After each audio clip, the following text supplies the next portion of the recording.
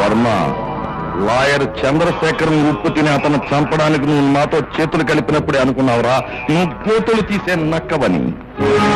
అందుకే నిన్ను ఆటల్లో పాటల్లో మైమరిపించి మా ఇంటి సాక్ష్యాన్ని కాల్చి పారేశాం. ఈ నెగిటివ్ను చూపించే కదరా మా దగ్గర లక్షలు లక్షలు గుంజి మా ఇమేజ్ ని రూపుపాపాలని చూసా. పాపం భూస్థాపితమైపోయింది. అందుకే నా జాగ్రత్తలో నేను ఉన్నాను. అది మీరనుకుంటున్న నెగిటివ్ కాదు. మురారి, అయ్యయ్యో ఎలా చిక్కిపోయారా? ఎలా ఉండేవాడు ఎలా అయిపోయావురా? ఎలా అమ్మకుంట్లో బాగలేదు. ఎలా బాగుంటుందిరా? లంకంత కొంప కూలిపోయిన తర్వాత ప్రాణాలతో ఉండి సంతోషించాలి. అన్నయ్య తిట్టాడు, నువ్వు కోప్పడ్డావు. అయినా మీరు నాకు కాకుండా పోతారా? అసలు నీ గురించి నా పొద్దు నుంచి తిరుగుతున్నాను. ఎందుకు రే, నా వాళ్ళు ఆకలితో మరమర మాడిపోతూ ఉంటే నేను చూస్తూ ఊరుకోగలరా? అసలు నీకు ఉద్యోగం చూశాను రా. నీ పట్టుదల నాకు తెలుసు. నా చిన్ననాడు స్నేహితులను కలిసి నీ గురించి అంతా చెప్పాను. ఆ గోల్డ్ మెడలిస్ట్ ఉద్యోగం ఇవ్వడానికి ఏముందయా? తప్పకుండా ఇస్తాను. అసలు అలాంటి వాడు నా ఆఫీసులో ఉండవే నాకు అలంకారం అన్నాడు. ఇక నీ పద్ధతి అభిమానానికి కరెక్ట్ గా ఉంటేనే ఉద్యోగం చేయి, అంతేనా? చాలా సంతోషం బాబు.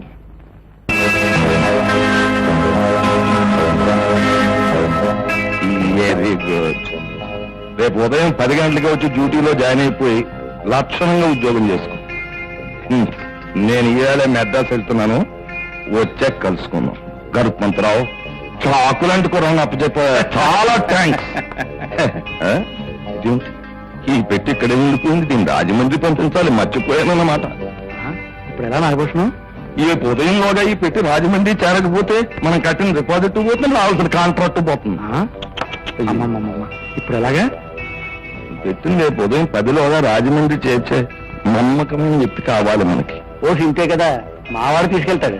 ఇతనా? ఏమిటి ఇతనా? ఇతను సందేహిస్తున్నావా? ఇదిగో, నమ్మకానికి నిజాయితీకి మా వాడి వంశం పెట్టింది పేరయ్యా. నీ నమ్మకం లేకపోతే ఉద్యోగం అంత మాట ఎందుకులే. చూడు బాబు, ఉద్యోగంలో చేరిన మరుక్షణంలోనే నీకు చాలా చాలా పెద్ద బాధ్యత అప్పగిస్తున్నాం. జాగ్రత్తగా నిర్వర్తించు. Okay sir. రే, రాత్రి ఇంట్లో పెట్టుకుని మొదటి బస్సుకి బయలుదేరు. జాగ్రత్త. వెళ్ళు. మంచిది, వెళ్ళు వెళ్ళు.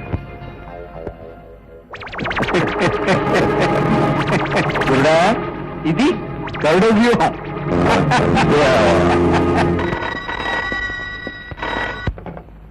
హలో, నేనల్లుడు నాగభూషణం మామయ్యని. ఏమిటి కొత్తగా ప్రేమ నటిస్తున్నావు? నా కేసును తిరగదోడి నా నడకి ఉరిత్రాడయించాలనుకున్నావు, కానీ నీకు తెలియకుండానే నీ ప్రాణాల్ని నేలకేసి తొక్కేస్తున్నాను.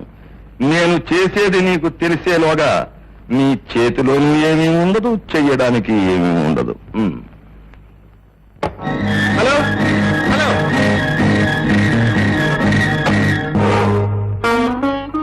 అమ్మా అమ్మా, అన్నయ్య జ్వరం ఎక్కువ ఉందిరా.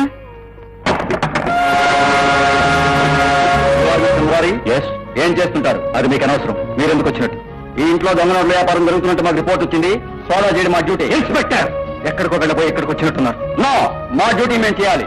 Stop it. I don't love you mister Murari.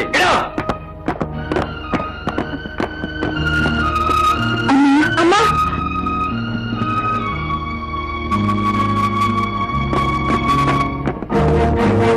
Mister Murari, ఇదేమిటి? ఆఫీస్ డబ్బు. మరిందాక దొంగ నోట్ల వ్యాపారం చేయట్లేదన్నారు, ఇప్పుడు అదే అంటున్నాను. మరి దొంగ నోట్ల సమాధానం ఏమిటి? దొంగ నోట్ల 10%. ఇప్పుడు మిమ్మల్ని అరెస్ట్ చేస్తున్నాను. సడన్ స్టేషన్కి. బాబు బాబు, ఆ డబ్బు మాకు సంబంధించింది కాదు, మీరు సంపాదించా. ఏం చెప్పుకోవాలన్నా ఏం సమర్థించుకోవాలన్నా కోర్టులో తెలుసుకోండి. కదా బాబు బాబు బాబు, అమ్మా అమ్మా అమ్మా అమ్మా అమ్మా అమ్మా, బుజ్జి నేను డాక్టర్ తీసుకొస్తాను. అమ్మ చూస్తాను. అమ్మా రాజాబాబు, నువ్వు ఉంటే ఇలా జరిగేదా? పెద్ద తీసుకురానమ్మా, అడ్రస్ నా దగ్గరుంది, వెళ్ళి తీసుకురానా?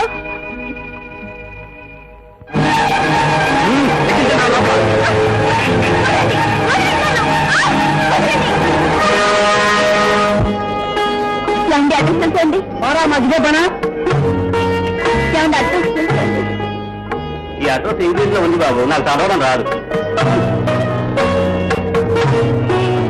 అడ్రస్ అడ్రస్ చాలా బాగుంది. ఇందాక నుంచి ఇది దండం పెడతారండి. మా అన్నయ్య చూడండి, కాల్ చేద్దండి. ఏమండి బుద్ధి లేదు? ఏంట్రా, నాకు బుద్ధి లేదు.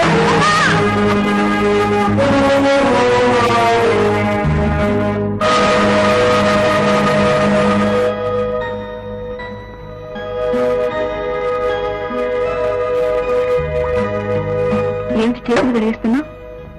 ఏమి సహించడం లేదు. నాకు తెలియకుండా ఎవరో నా గుండెంత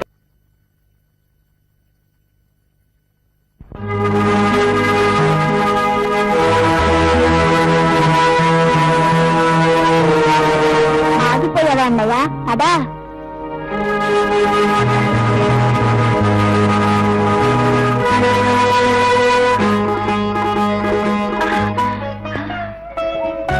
బాబు, నీ దగ్గరకు వచ్చి క్షమార్పణ చెప్పుకొని నిన్ను లోపలికి తీసుకురావడానికి ఓపిక లేదయ్యా. రా బాబు, రారా. అమ్మా అమ్మా అమ్మా బాబు,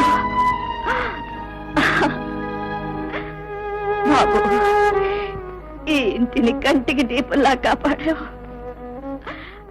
నిన్ను పొమ్మన్న రోజునే ఇంటి పతనం ప్రారంభం అయిందయ్యా. బాబు, వాళ్ళంతా చల్లా చెదిరైపోయారు. ఎవరెక్కడున్నారో కూడా వాళ్ళందరినీ నీ చేతిలో పెట్టి వాళ్ళ జీవితాలు అమ్మా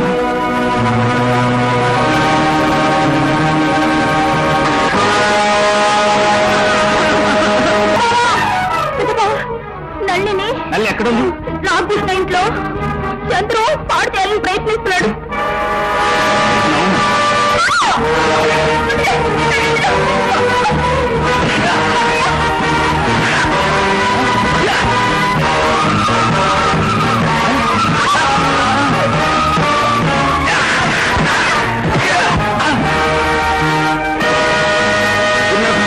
ఏమిటి కుటుంబం, ఏమైంది? వీళ్ళ సంగతి నేను చూస్తాను. రేపు ఏమిటవుతుంది కదా బాబు, కేసు ఫైనల్ హీరింగ్ జరగబోతుంది. రేపు ఆ వర్మగారి ఎయిర్పోర్ట్ లో దిగబోతున్నాడు. వాడి దగ్గర లాయర్ చంద్రశేఖరం గారి హత్య తాలూకు నెగిటివ్ ఉంది. ఆ నెగిటివ్ ఎలాగైనా కోర్టులో ప్రవేశపెట్టగలిగితే రజనీదేవి గారి నిర్దోషాలు మనం నిరూపించచ్చు బాబు. కానీ ఆ సాక్ష్యాన్ని నాశనం చేయడానికి, ఆ వర్మగాన్ని దారిలోనే చంపేయడానికి నాగభూషణ్ వాళ్ళు ప్రయత్నిస్తున్నారు. ఎలాగైనా వర్మగాన్ని కాపాడుకోండి, లేకపోతే పగిన శ్రమంతా వృధా అయిపోతుంది sir. Your attention please. Flight number ICW 207 from Sri Lanka is arriving in few minutes. ఎప్పటికి వస్తున్నాయా? టైం ఎంత అయింది?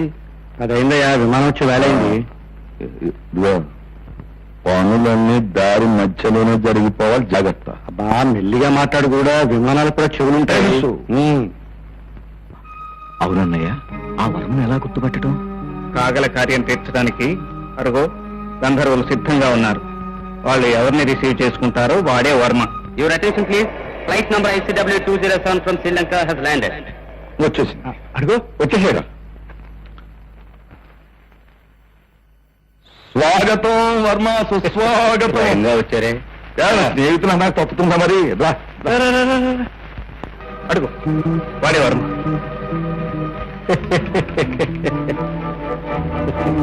మధ్యదారిలో తప్పించడానికి మంచి ప్లాన్ వేసినట్టున్నారు.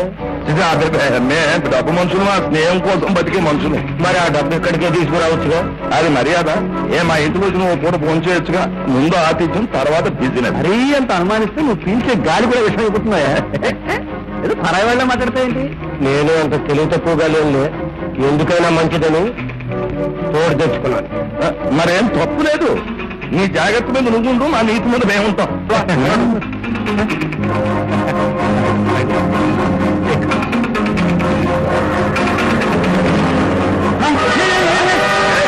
ఈ డ్రైవర్ గారు కావాలి పిచ్చ కింద మమ్మల్ని వచ్చిపోతాడంటే అప్పటికే అవటం లేదు.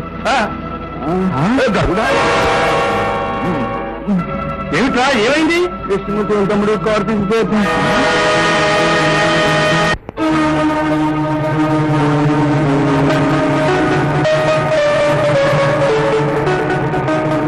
కొన్ని సంవత్సరాల క్రితం చేసిన తప్పును దిద్దుకునే అవకాశం వచ్చింది.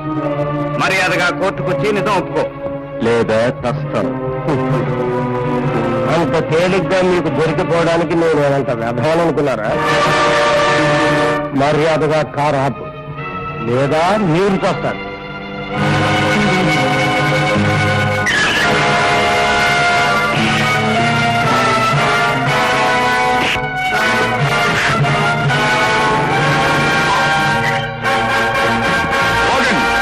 కృష్ణమూర్తి, మర్యాదగా వర్మను మాకు అప్పగించు, లేదా అందరూ ఇక్కడే చస్తారు. కనుక మా మాట విని త్వరగా కారు ఎక్కు.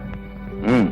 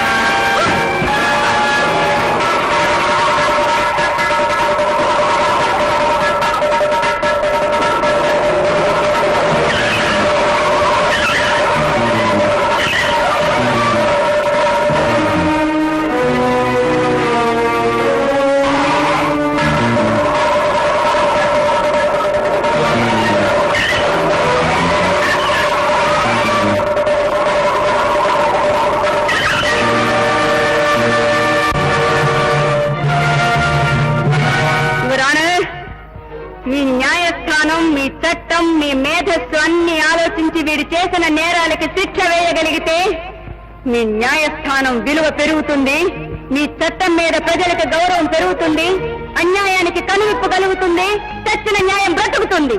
చూడండి, మీరు అనవసరంగా అతను చేసిన నేరం నిరూపించకుండా ఉద్రేకపడుతున్నారు. మీరు చెప్పేదానికి అతను చేసిన నేరానికి సాక్ష్యాలు ఏమిటి? సాక్ష్యాలున్నాయి మిస్టర్ జస్టిస్. లాయర్ చంద్రశేఖర్ ని నాగభూషణ్ చంపాడడానికి సాక్ష్యం ఈ పెట్టెలో ఉంది. ప్రత్యక్ష సాక్ష్యం ఎదురుగా ఉన్నాడు. చెప్పు, చూసింది చూసినట్టు చెప్పు. చెప్పరా? జరిగింది జరిగినట్టు చెప్పు. వెళ్ళు.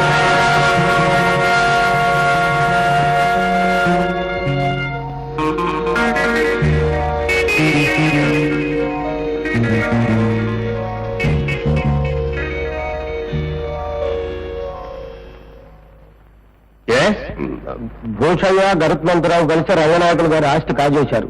లాయర్ చంద్రశేఖరం గారు ఆ కేసు వాదిస్తున్నారనే కోపంతో భూషయ్య వారిని హత్య చేస్తుండగా నేను ఫోటో తీశాను. బ్లాక్ మెయిల్ చేశానని నాకు ఎక్కువ డబ్బు ఇచ్చారు. నేను సెలం వెళ్ళిపోయాను. విన్నారా మిస్టర్ జస్టిస్?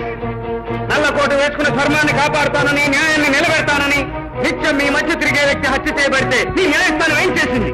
ఒక కేసు వాదిస్తుండగా ఆ హత్య జరిగితే ఆ కేసుకు, ఆ లాయర్ హత్యకు సంబంధం ఉండవచ్చుననే కనీస ఆలోచన కూడా లేకుండా భార్య శీలవతి కాదనే అబద్ధపు వాదనను నమ్మి ఆమె శిక్షార్హురాలని, శిక్షా స్మృతిలోని సెక్షన్లన్నింటినీ పరిశోధించి ఆమెను కటకటాల వెనక్కి నెట్టారు. మా ఆస్తి పోయిందనడానికి ఆ ఫైలు, మా అత్తయ్య నిర్దోషి అని చెప్పడానికి ఆ ఫోటోలే ప్రత్యక్ష సాక్ష్యం. కానీ ఆ రోజు మీ న్యాయస్థానం మరోలా తీర్పు చెప్పింది. ఆ ఇల్లాలు భర్తను పోగొట్టుకున్న బాధతో పాటు పైన వాళ్ళందరూ అసహించుకుంటుంటే జైల్లోనూ, విడుదలయ్యాక ఈ సమాజంలోనూ ఎలా బ్రతికిందో ఆలోచించండి. తప్పుడు సాక్ష్యాల మీద ఆధారపడి మీ న్యాయస్థానం ఇచ్చిన తీర్పు ఎంత దారుణానికి దారితీసిందో చూడండి. ఇప్పుడు మీరు ప్రకటించే పశ్చాత్తాపంతో గడిచిపోయిన ఆమె జీవితాన్ని మళ్ళీ ఇవ్వగలరా? రాలిపోయిన సౌభాగ్యాన్ని సమకూర్చగలరా? ఇన్ని సంవత్సరాలుగా నెత్తి మీద పెట్టుకు మోసిన నిందను బద్దలు కొట్టగలరా? చెప్పండి, చెప్పండి న్యాయమూర్తి గారు. ఆమె స్థానంలో మీరు నిలబడి ఆ రోజు మీరు న్యాయస్థానం ఇచ్చిన తీర్పు న్యాయమో అన్యాయమో ఇప్పుడు మీరే తీర్పు చెప్పండి. వాళ్ళేం చెప్తారు, నేను చెప్తాను.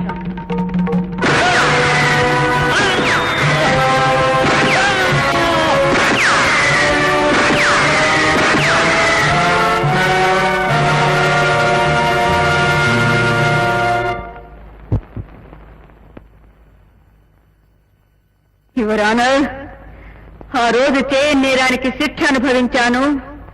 ఆ అనుభవించిన శిక్షకు ఈ రోజు నేరం చేశాను. అత్తయ్య, నువ్వు పతితవు కావని సమాజాన్ని, నేరస్తురాలు కావని న్యాయస్థానాన్ని ఒప్పించాలనే నా ప్రయత్నాన్ని నీ ఉద్రేకంతో వృధా చేశావు. ఇప్పుడు నేను ఎలా రక్షించుకునేది? నీ బ్రతికేది నా కోసం కాదు, ఈ దుర్మార్గుడు చావు కోసం. నన్ను దోషిని చేసి తాను పెద్ద మనిషిగా బ్రతికిన ఈ దుర్మార్గుణ్ణి దోషిగా నిరూపించి నా చేతులతో నేనే శిక్ష విధించాలనుకున్నాను.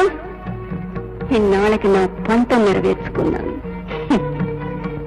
యువరానా, ఇప్పుడు మీరు నాకే శిక్ష అయినా విధించండి. సిగ్గుపడను, బాధపడను. నిర్దోషిగా హంతకురాలనిపించుకున్న నేను దోషిగా హంతకి అనిపించుకోవడానికి తలంచుకోను. నా భర్తని చంపిన దుర్మార్గుడు తల తీశానన్న గర్వంతో తలెత్తుకుని ఉరి సగర్వంగా నడిచి వెళ్తాను. సార్, న్యాయమూర్తి గారు, ఇప్పుడు మీ కళ్ళ ముందు జరిగిన సంఘటన నిజంగా మిమ్మల్ని కదిలిస్తే, న్యాయానికి అన్యాయం జరిగిందని మీరు అంగీకరిస్తే, మీ న్యాయశాస్త్రాలను తిరిగి రాయించి మీ చట్టాలను సవరించుకోండి. అధర్మంతో పోరాటంలో ధర్మం ఓడిపోకుండా చూసుకోండి.